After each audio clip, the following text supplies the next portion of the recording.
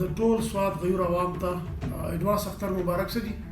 چاند رات ایکسپیکټډ دی یا نن یا سبا.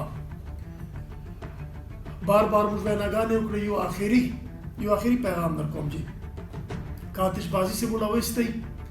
موږ ډېره کاروایی وکړه دکاندارانو خلاف، سپلایر خلاف، سیلرز خلاف چې دا ختم کو. ډېر ښه په شی الحمدلله ریزلټ هم رالو. اوس آخري دفعه درته وایم چې آتشګیر مواد خرڅوي دکان به سیلي او ریړۍ ته به ودرېږي، د دکان نه به خلاص کوم دا. او چې چا نه مې آتشګیر مواد ونیولی هغه راته وایي چې دغه دکان نه مې اخیستی او دغه ګودام نه مې راوړی او هلته به ورپسې رسېږم او لاجیکل اینډ ته مې رسوم، ایم پی او سے به هم لیږم. نمبر 1.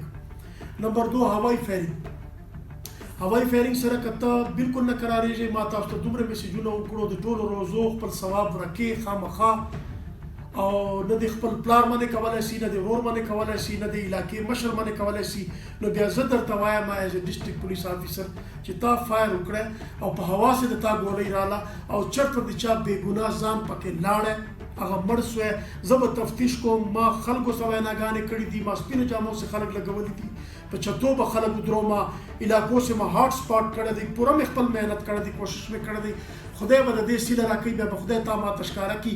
او چې زه خبر سم چې تا په ګولۍ باندې دا معصوم جان تللی دی، نو دا یقین وساته چې ایز ا ډسټرکټ پولیس آفیسر سوات شفیع الله ګنډاپور به تا سره کول دی چې زه به د ایریل فایرنګ پرچه نه کوم، زه به د قتل عامت د 302 اف آی آر په تا باندې کوم او دا به بیا تازه انجام ته رسوم. نو مهرباني وکړئ، د زړه نه د اختر مبارکي قبوله کړئ. هوایي فایرنګ پټاخو نه ځان وساتئ، دا غټ جرم دی. په دغه پسې بالکل په لیونتوب غوندې زه لګېدلی یم او انجام ته به دا ملزمان رسوم. مشران، علما، جماعت، تاجر، ناظم، نور ایلډرز، ورثا، کمیونټي، یوت، ټولو ته مو ریکویسټ دی چې که تاسو موږ سره ودرېدی نه صحیح په ښکاره، اول خو راسره ودرېږئ چې دا ګناه په لاس ونیسو. که نه صحیح ودرېدی کایندلی زما ټیم ته د زما پی آر او په نمبر، د زموږ په نمبر، ما د ایس ایچ اوز په نمبر، ما ټولو ته اطلاعګانې کړي دي، هغوی په نمبر موږ ته صرف نامینیټ یې کوئ وداؤټ اینی پرسنل ګرجز.